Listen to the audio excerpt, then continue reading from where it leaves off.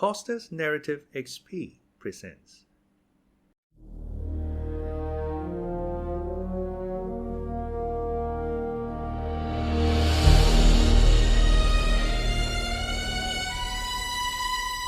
The Count of Monte Cristo by Alexandre Dumas.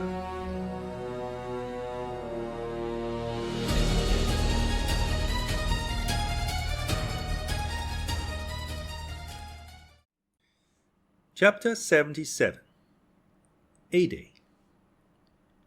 Scarcely had the Count's horses cleared the angle of the boulevard when Albert, turning towards the Count, burst into a loud fit of laughter, much too loud, in fact, not to give the idea of its being rather forced and unnatural. "Well," said he, "I will ask you the same question which Charles IX put to Catherine de Medici after the massacre of St. Bartholomew. How have I played my little part?" "To what do you allude?" asked Monte Cristo. "To the installation of my rival at Mr. Danglars." "What rival?" "Ma foi, what rival? Why, your protégé, Mr. Andrea Cavalcanti." "Ah, no joking, Viscount, if you please. I do not patronize Mr. Andrea.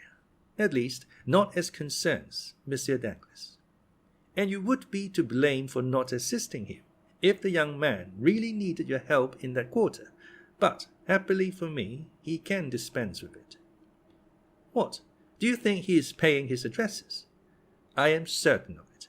His languishing looks and modulated tones when addressing Mademoiselle Danglars fully proclaim his intentions. He aspires to the hand of the proud Eugenie." "What does that signify, so long as they favor your suit?" "But it is not the case, my dear Count. On the contrary, I am repulsed on all sides." "What?" "It is so indeed. Mademoiselle Eugenie scarcely answers me, and Mademoiselle d'Armilly, her confidante, does not speak to me at all." "But the father has the greatest regard possible for you," said Monte Cristo.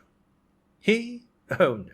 He has plunged 1,000 daggers into my heart, tragedy weapons, I own, which, instead of wounding, sheathe their points in their own handles, but daggers which he nevertheless believed to be real and deadly." "Jealousy indicates affection." "True, but I am not jealous." "He is." "Of whom? Of Debray?" "No, of you." "Of me? I will engage to say that before a week is past the door will be closed against me." "You are mistaken, my dear Viscount." "Prove it to me." "Do you wish me to do so?" "Yes."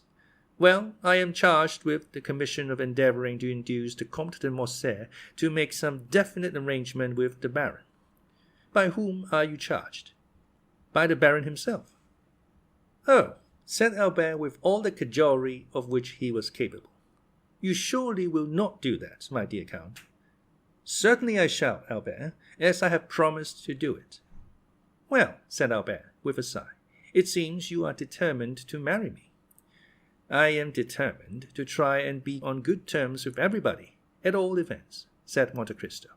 "But apropos of Debray, how is it that I have not seen him lately at the Baron's house?" "There has been a misunderstanding." "What, with the Baroness?" "No, with the Baron." "Has he perceived anything?" "Ha, that is a good joke." "Do you think he suspects?" said Monte Cristo with charming artlessness. "What have you come from, my dear Count?" said Albert. "From Congo, if you will." "It must be farther off than even that." "But what do I know of your Parisian husbands?" "Oh, my dear Count, husbands are pretty much the same everywhere. An individual husband of any country is a pretty fair specimen of the whole race."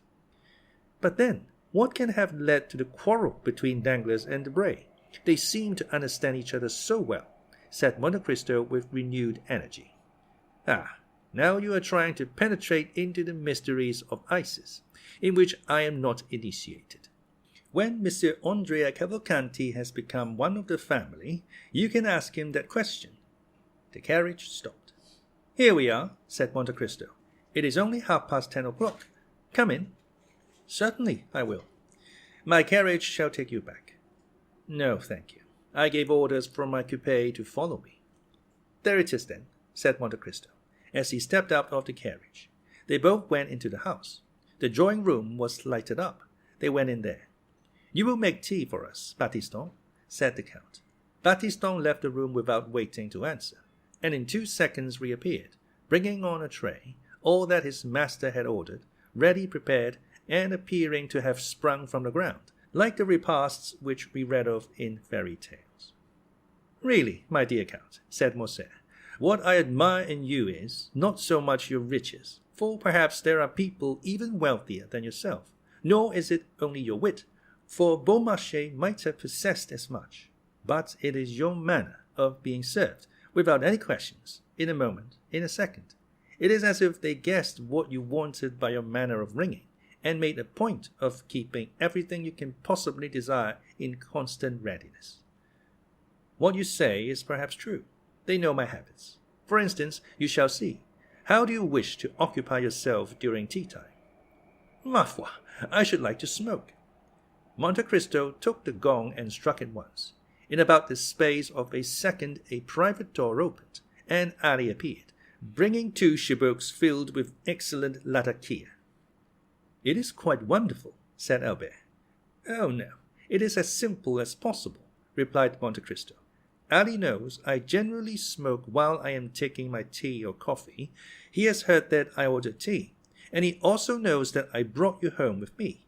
When I summoned him, he naturally guessed the reason of my doing so, and as he comes from a country where hospitality is especially manifested through the medium of smoking, he naturally concludes that we shall smoke in company, and therefore brings 2 chibouques instead of 1, and now the mystery is solved. Certainly you give a most commonplace air to your explanation, but it is not the less true that you— but what do I hear? And Morcerf inclined his head towards the door, through which sounds seemed to issue resembling those of a guitar. Ma foi, my dear Viscount, you are fated to hear music this evening. You have only escaped from Mademoiselle Danglars' piano, to be attacked by Haydée's guzla. Haydée, what an adorable name! Are there, then, really women who bear the name of Haydée anywhere but in Byron's poems? Certainly there are. Haydée is a very uncommon name in France, but is common enough in Albania and Epirus. It is as if you said, for example, chastity, modesty, innocence.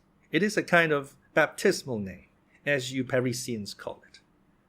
Oh, that is charming, said Albert. How I should like to hear my countrywomen called Mademoiselle Goodness, Mademoiselle Silence, Mademoiselle Christian Charity. Only think, then, if Mademoiselle Danglars, instead of being called Claire Marie Eugénie, had been named Mademoiselle Chastity, Modesty, Innocence Danglars, what a fine effect that would have produced on the announcement of her marriage. Hush, said the Count. Do not joke in so loud a tone. Haydée may hear you, perhaps. And you think she would be angry? No, certainly not, said the Count with a haughty expression. She is very amiable, then, is she not? Said Albert.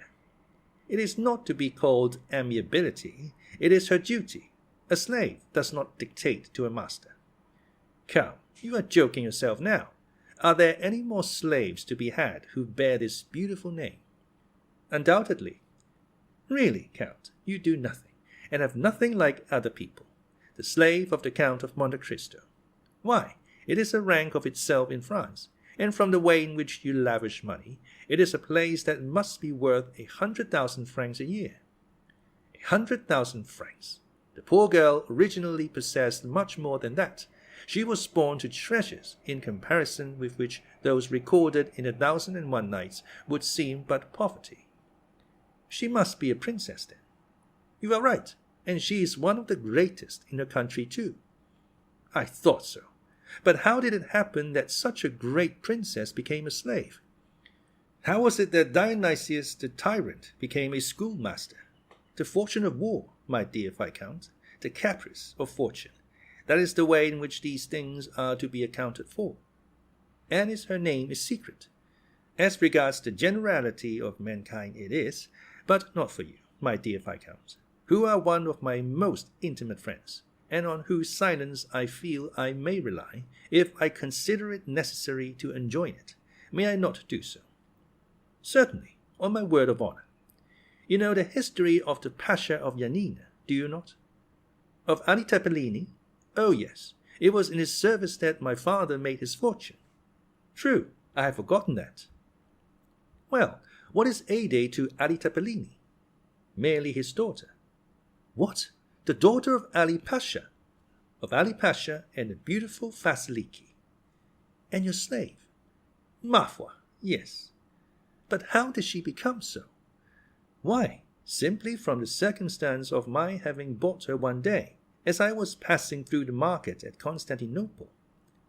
Wonderful!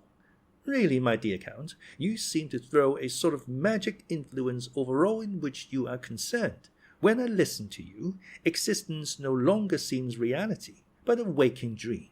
Now, I am perhaps going to make an imprudent and thoughtless request, but... Say on.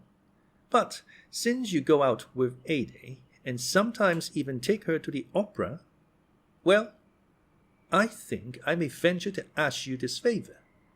You may venture to ask me anything. Well then, my dear Count, present me to your princess.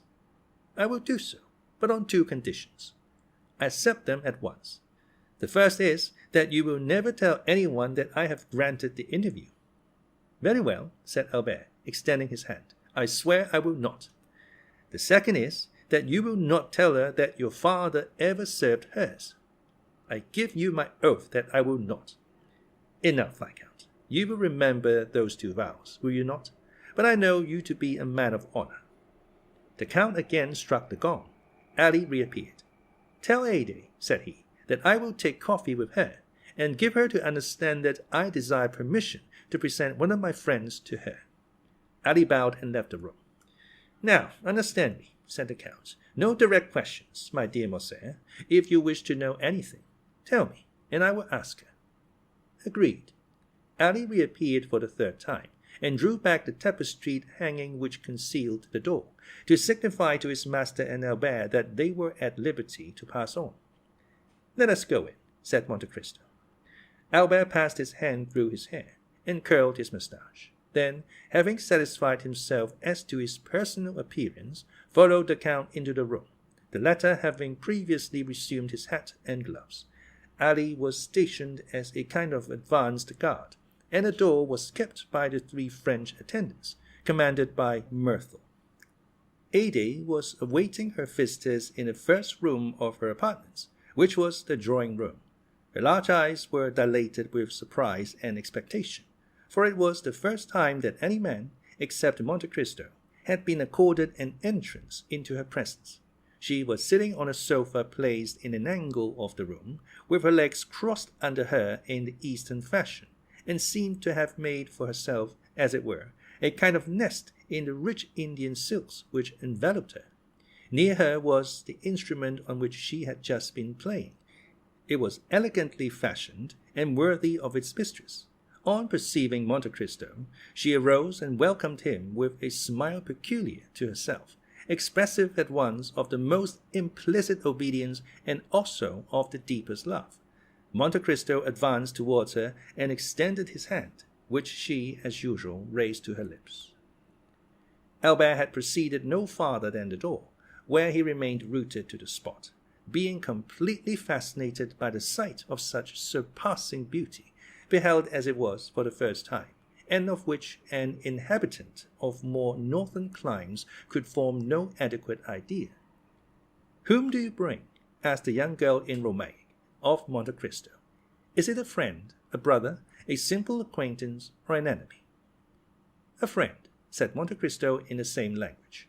"What is his name?" "Count Albert. It is the same man whom I rescued from the hands of the banditti at Rome. In what language would you like me to converse with him?" Monte Cristo turned to Albert. "Do you know modern Greek?" asked he. "Alas, no," said Albert, "nor even ancient Greek, my dear Count. Never had Homer or Plato a more unworthy scholar than myself."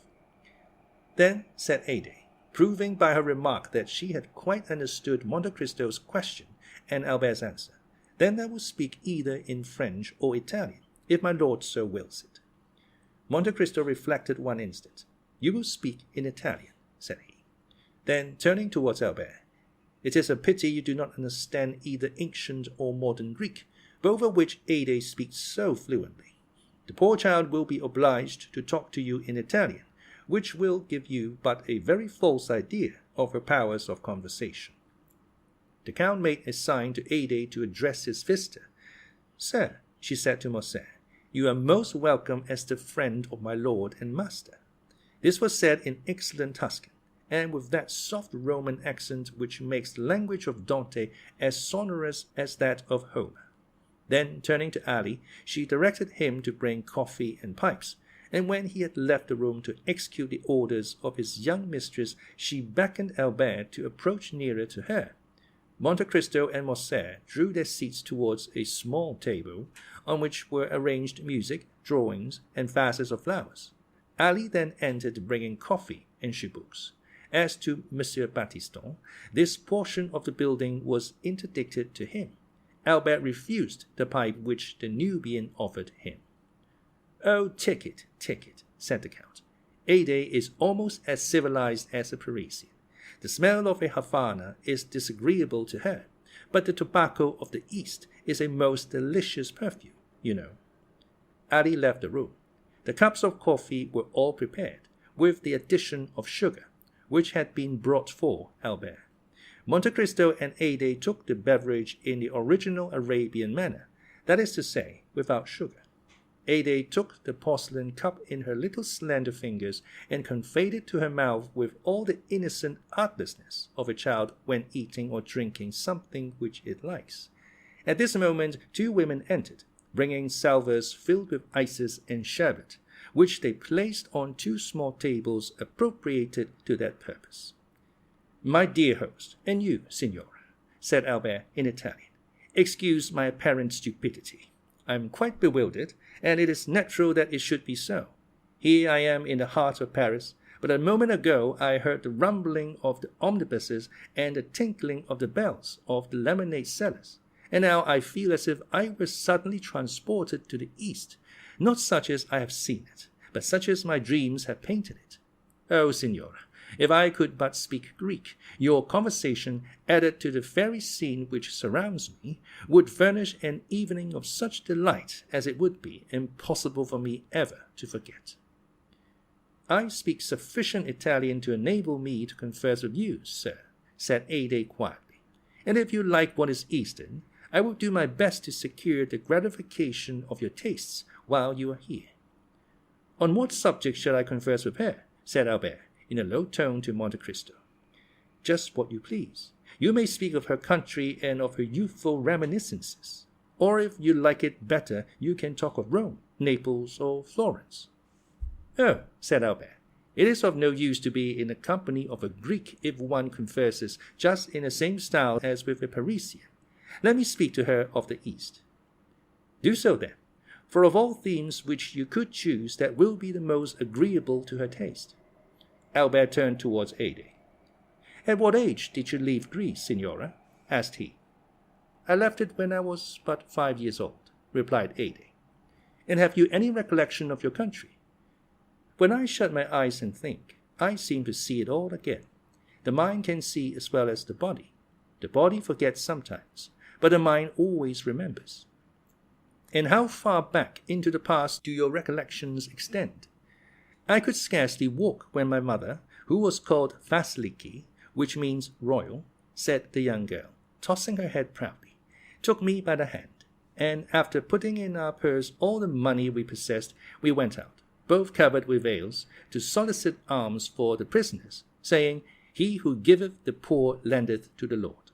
Then when our purse was full, we returned to the palace, and without saying a word to my father, we sent it to the convent, where it was divided amongst the prisoners.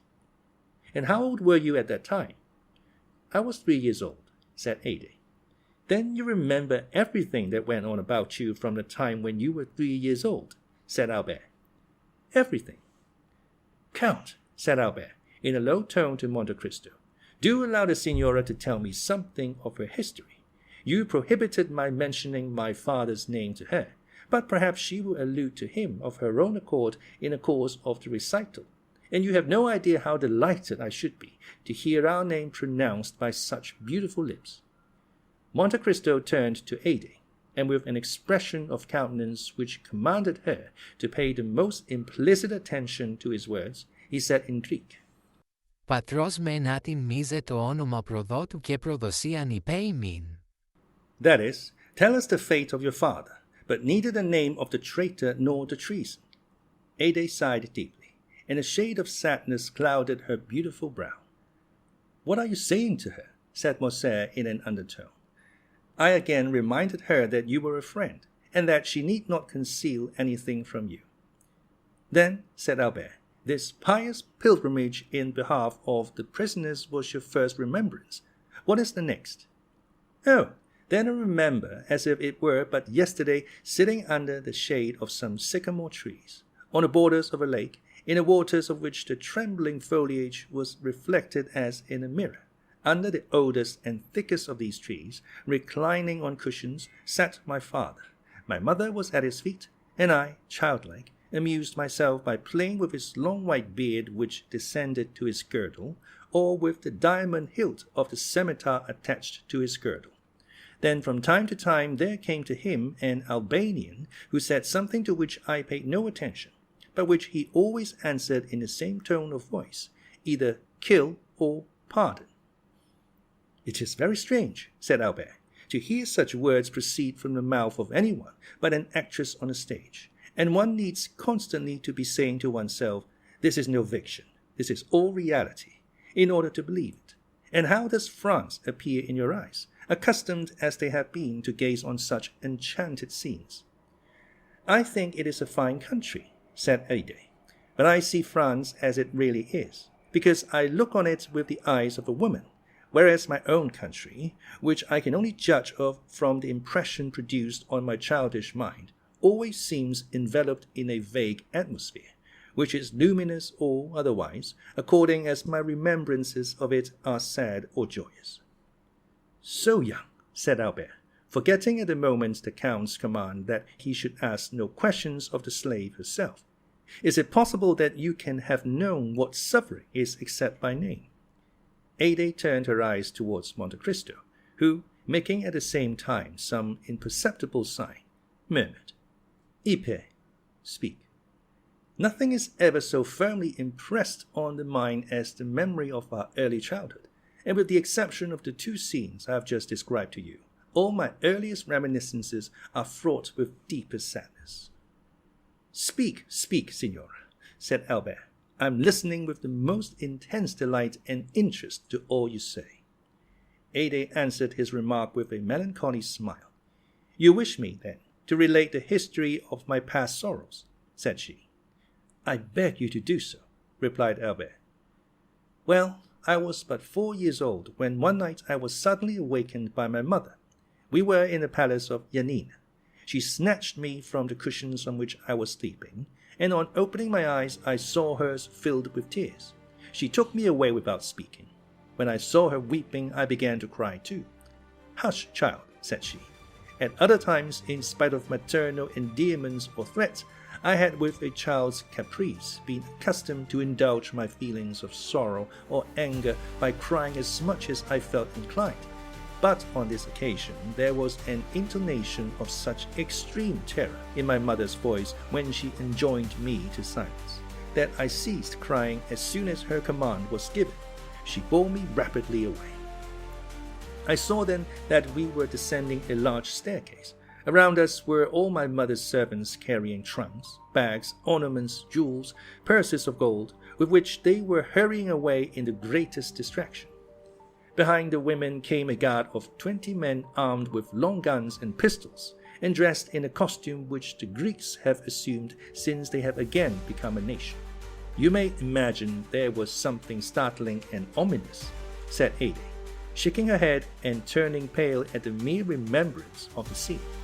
In this long file of slaves and women only half aroused from sleep, or at least so they appeared to me, who was myself scarcely awake. Here and there on the walls of the staircase were reflected gigantic shadows, which trembled in the flickering light of the pine torches till they seemed to reach to the vaulted roof above. "Quick!" said a voice at the end of the gallery. This voice made everyone bow before it, resembling in its effect the wind passing over a field of wheat, by its superior strength forcing every ear to yield obeisance. As for me, it made me tremble. This voice was that of my father. He came last, clothed in his splendid robes and holding in his hand the carbine which your emperor presented him. He was leaning on the shoulder of his favorite Selim, and he drove us all before him, as a shepherd would his straggling flock. "My father," said Haydée, raising her head, "was that illustrious man known in Europe under the name of Ali Tepelini, Pasha of Yanina, and before whom Turkey trembled." Albert, without knowing why, started on hearing these words pronounced with such a haughty and dignified accent. It appeared to him as if there was something supernaturally gloomy and terrible in the expression which gleamed from the brilliant eyes of Haydée at this moment. She appeared like a pythoness evoking a spectre, as she recalled to his mind the remembrance of the fearful death of this man, to the news of which all Europe had listened with horror. "Soon," said Haydée, "we halted on our march, and found ourselves on the borders of a lake. My mother pressed me to her throbbing heart, and at the distance of a few paces I saw my father, who was glancing anxiously around. 4 marble steps led down to the water's edge, and below them was a boat floating on the tide. From where we stood, I could see in the middle of the lake a large blank mass. It was the kiosk to which we were going. This kiosk appeared to me to be at a considerable distance, perhaps on account of the darkness of the night, which prevented any object from being more than partially discerned. We stepped into the boat. I remember well that the oars made no noise whatever in striking the water, and when I leaned over to ascertain the course, I saw that they were muffled with the sashes of our palicares. Besides the rowers, the boat contained only the women, my father, mother, Selim, and myself. The palicares had remained on the shore of the lake, ready to cover our retreat. They were kneeling on the lowest of the marble steps, and in that manner intended making a rampart of the 3 others, in case of pursuit. Our bark flew before the wind. "Why does the boat go so fast?" asked I of my mother. "Silence, child! Hush! We are flying!" I did not understand. Why should my father fly? He, the all-powerful, he, before whom others were accustomed to fly, he, who had taken for his device, "They hate me, then they fear me." It was, indeed, a flight which my father was trying to effect. I have been told since that the garrison of the castle of Yanina, fatigued with long service. Here Haydée cast a significant glance at Monte Cristo, whose eyes had been riveted on her countenance during the whole course of her narrative. The young girl then continued, speaking slowly, like a person who is either inventing or suppressing some feature of the history which he is relating. "You were saying, Signora," said Albert, who was paying the most implicit attention to the recital, "that the garrison of Yanina, fatigued with long service, had treated with the Seraskier Khorshid, who had been sent by the Sultan to gain possession of the person of my father.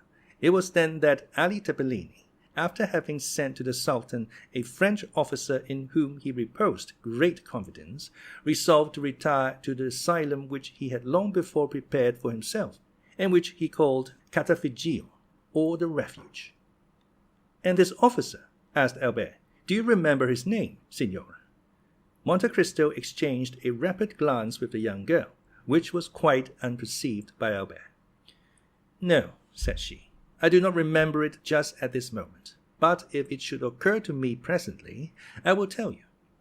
Albert was on the point of pronouncing his father's name, when Monte Cristo gently held up his finger in token of reproach.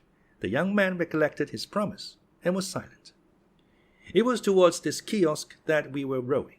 The ground floor, ornamented with arabesques, bathing its terraces in the water, and another floor, looking on the lake, was all which was visible to the eye.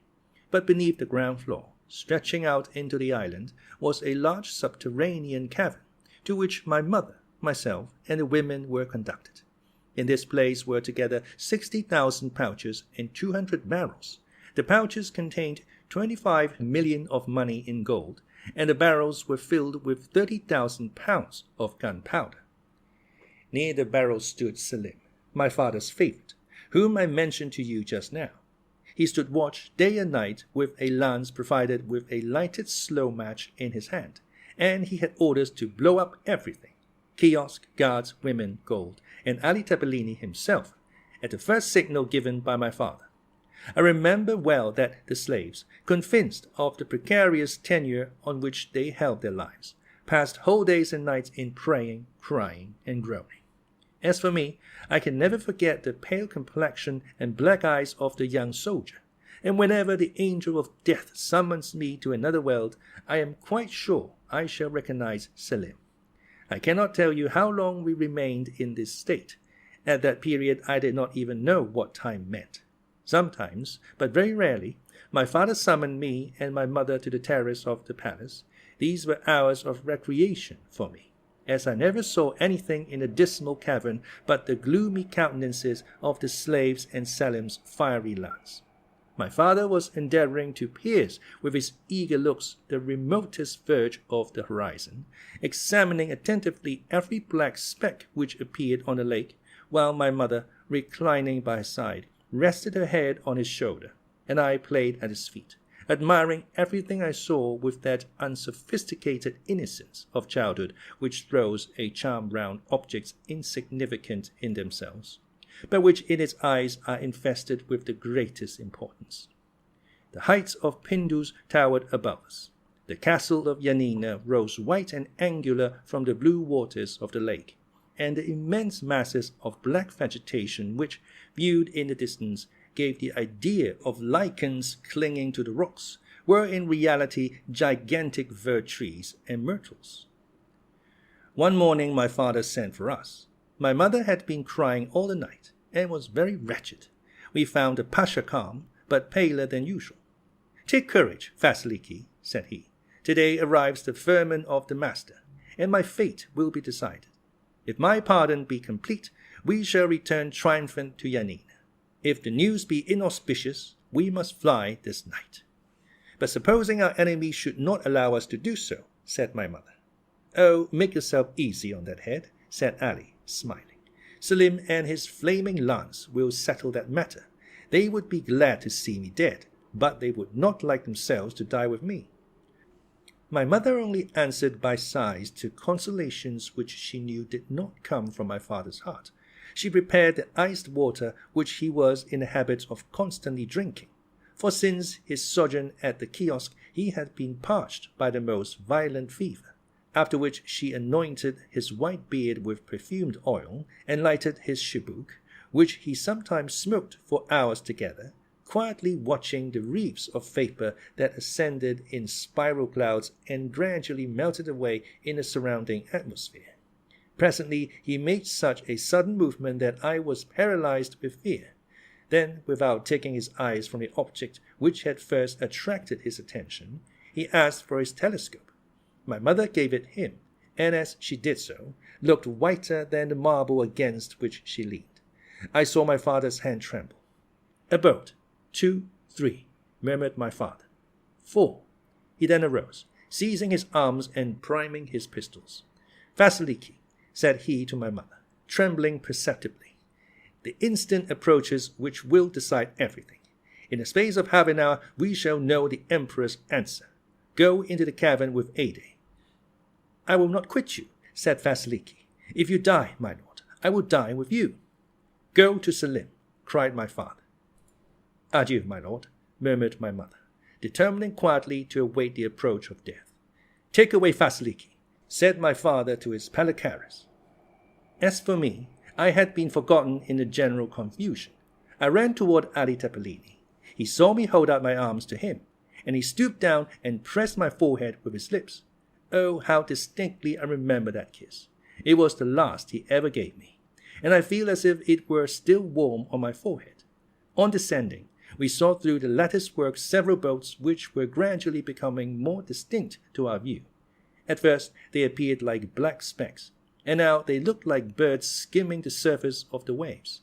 During this time, in the kiosk at my father's feet were seated 20 pelicaris, concealed from view by an angle of the wall and watching with eager eyes the arrival of the boats. They were armed with their long guns inlaid with mother-of-pearl and silver, and cartridges in great numbers were lying scattered on the floor. My father looked at his watch and paced up and down with a countenance expressive of the greatest anguish. This was the scene which presented itself to my view as I quitted my father after that last kiss.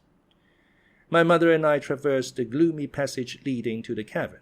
Selim was still at his post, and smiled sadly on us as we entered.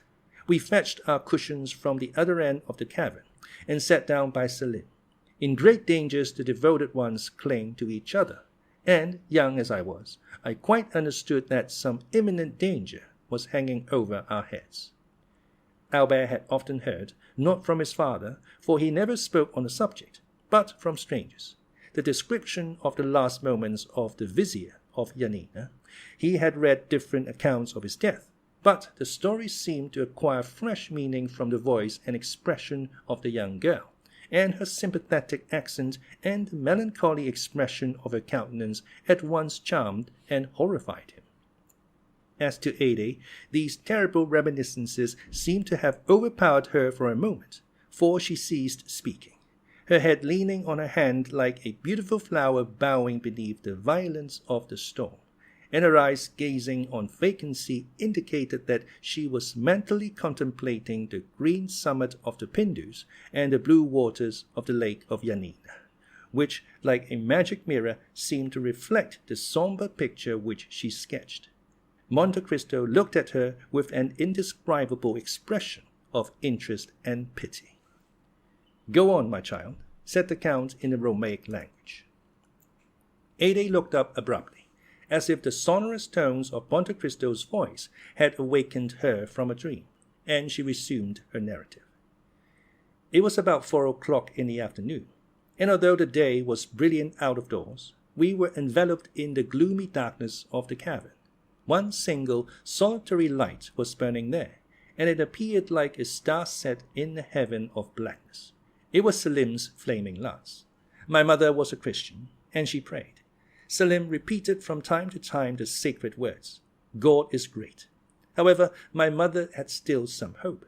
As she was coming down, she thought she recognized the French officer who had been sent to Constantinople, and in whom my father placed so much confidence, for he knew that all the soldiers of the French emperor were naturally noble and generous. She advanced some steps towards the staircase, and listened. "They are approaching," said she. "Perhaps they bring us peace and liberty." "What do you fear, Vasiliki?" said Selim, in a voice at once so gentle and yet so proud. "If they do not bring us peace, we will give them war. If they do not bring life, we will give them death."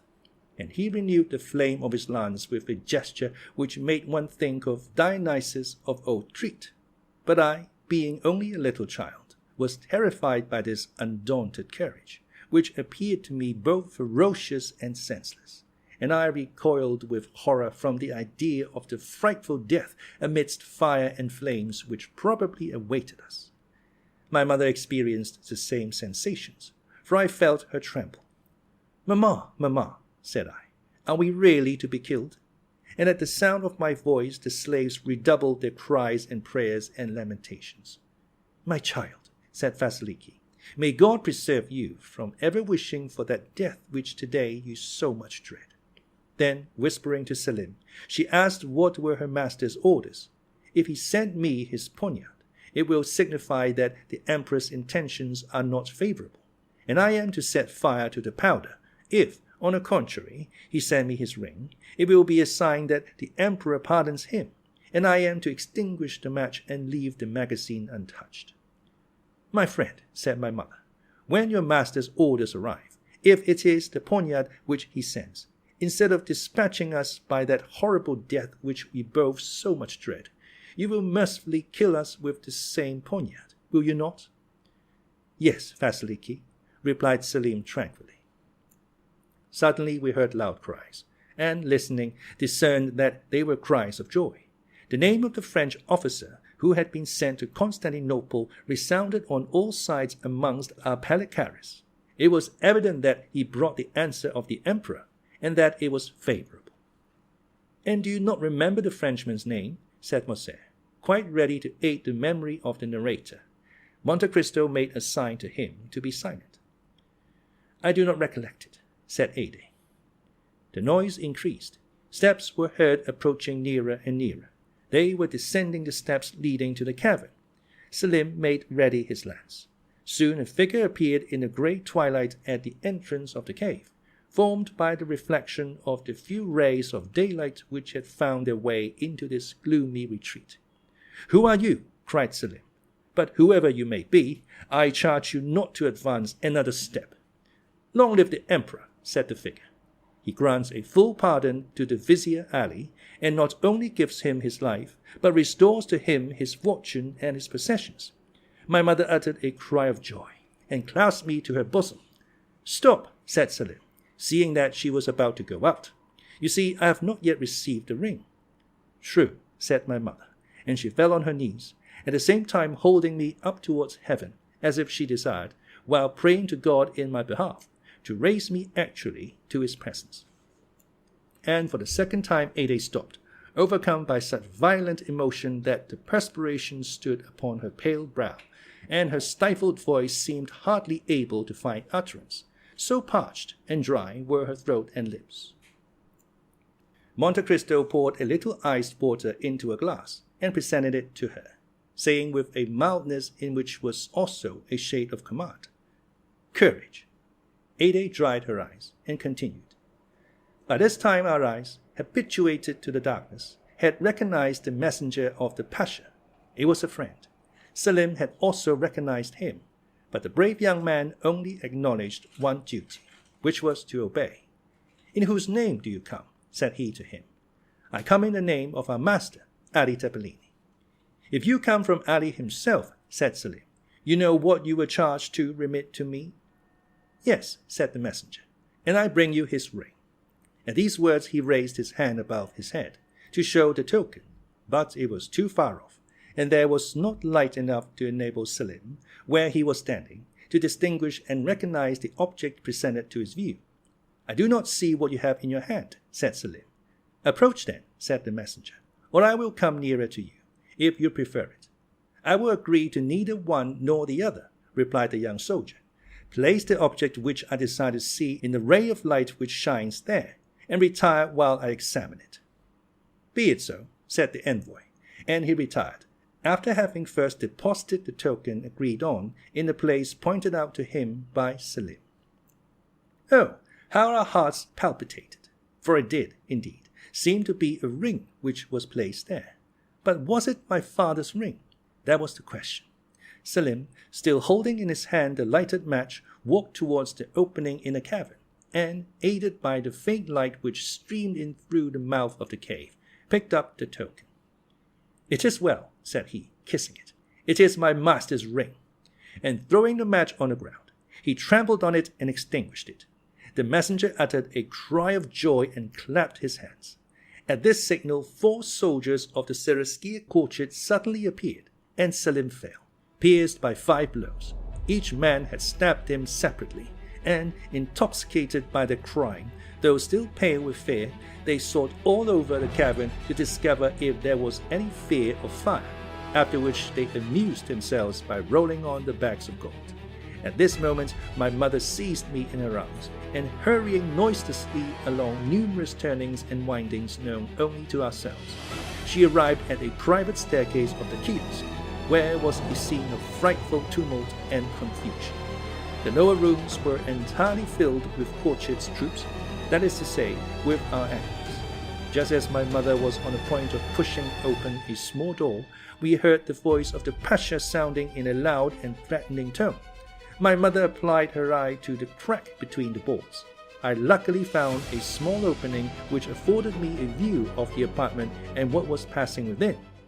"What do you want?" said my father to some people who were holding a paper inscribed with characters of gold.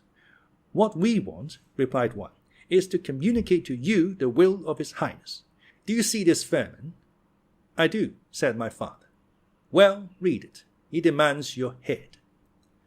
My father answered with a loud laugh, which was more frightful than even threats would have been, and he had not ceased when 2 reports of a pistol were heard. He had fired them himself, and had killed 2 men. The Patacaris, who were prostrated at my father's feet, now sprang up and fired, and the room was filled with fire and smoke. At the same instant the firing began on the other side, and the balls penetrated the boards all round us. Oh, how noble did the Grand Vizier my father look at that moment, in the midst of the flying bullets, his scimitar in his hand, and his face blackened with the powder of his enemies, and how he terrified them, even then, and made them fly before him. "Selim, Selim," cried he, "guardian of the fire, do your duty." "Selim is dead," replied a voice which seemed to come from the depths of the earth. "And you are lost, Ali." At the same moment an explosion was heard, and the flooring of the room in which my father was sitting was suddenly torn up and shivered to atoms. The troops were firing from underneath. 3 or 4 Patacaris fell with their bodies literally ploughed with wounds. My father howled aloud, plunged his fingers into the holes which the balls had made, and tore up one of the planks entire. But immediately through this opening 20 more shots were fired, and the flame, rushing up like fire from the crater of a volcano, soon reached the tapestry, which it quickly devoured. In the midst of all this frightful tumult and these terrific cries, 2 reports, fearfully distinct, followed by 2 shrieks more heart-rending than all, rose me with terror. These 2 shots had mortally wounded my father, and it was he who had given utterance to these frightful cries. However, he remained standing, clinging to a window. My mother tried to force the door, that she might go and die with him, but it was fastened on the inside. All around him were lying the Patacaris, writhing in convulsive agonies, while 2 or 3 who were only slightly wounded were trying to escape by springing from the windows. At this crisis, the whole flooring suddenly gave way. My father fell on one knee, and at the same moment 20 hands were thrust forth, armed with sabres, pistols, and poniards.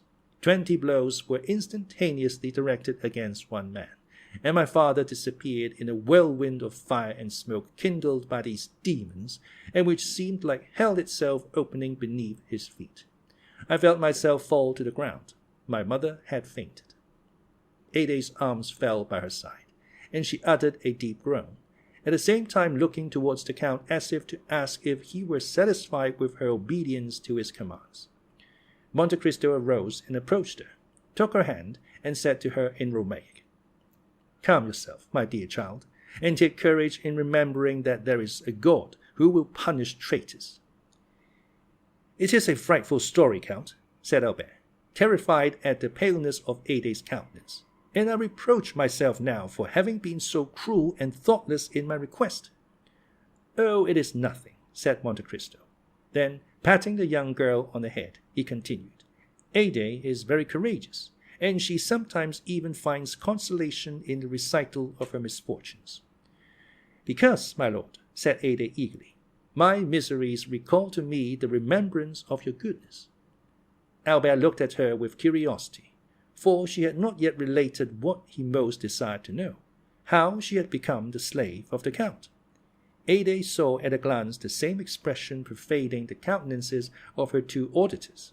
She continued, "When my mother recovered her senses, we were before the Seraskier. 'Kill,' said she, 'but spare the honor of the widow of Ali.' 'It is not to me to whom you must address yourself,' said Corchid.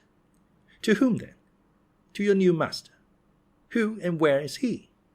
'He is here.' And Corchid pointed out one who had more than any contributed to the death of my father, said Haydée, in a tone of chastened anger. 'Then,' said Albert, 'you became the property of this man.' 'No,' replied Haydée, 'he did not dare to keep us. So we were sold to some slave merchants who were going to Constantinople. We traversed Greece, and arrived half dead at the imperial gates. They were surrounded by a crowd of people, who opened a way for us to pass. when suddenly my mother, having looked closely at an object which was attracting their attention, uttered a piercing cry and fell to the ground, pointing as she did so to a head which was placed over the gates, and beneath which were inscribed these words: "This is the head of Ali Tepellini, Pasha of Yanina." I cried bitterly, and tried to raise my mother from the earth, but she was dead. I was taken to the slave market, and was purchased by a rich Armenian. He caused me to be instructed, gave me masters, and when I was 13 years of age, he sold me to the Sultan Mahmud. "Of whom I bought her," said Monte Cristo, "as I told you, Albert, with the emerald which formed a match to the one I had made into a box for the purpose of holding my hashish pills." "Oh, you are good, you are great, my lord," said Haydée, kissing the Count's hand, "and I am very fortunate in belonging to such a master." Albert remained quite bewildered with all that he had seen and heard. "Count, finish your cup of coffee," said Monte Cristo. "The history is ended."